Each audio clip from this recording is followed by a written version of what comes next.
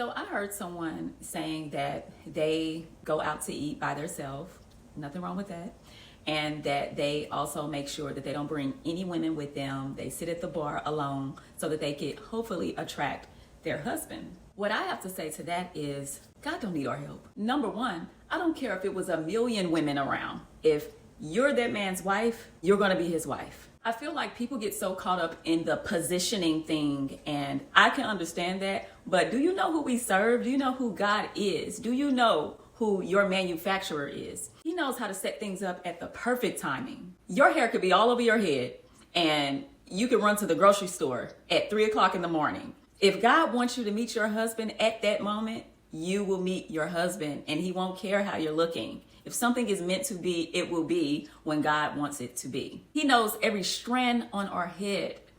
He knows where everybody is at all times.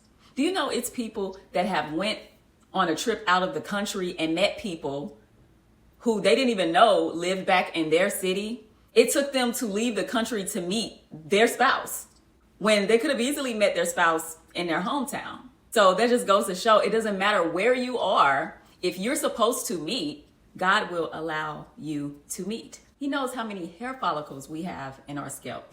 Like, it don't get no better than that. He created us. So he knows exactly where you are, and he knows exactly where your spouse, your purpose partner is. The message here is take the limits off of God. I listen to these stories and I be listening, but I be thinking to myself, take the limitations off.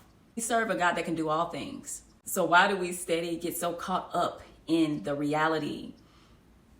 Everything is spiritual. If you're praying, you're believing for a spouse, trust and know that God has him. God, the way God is preparing you, he is preparing him.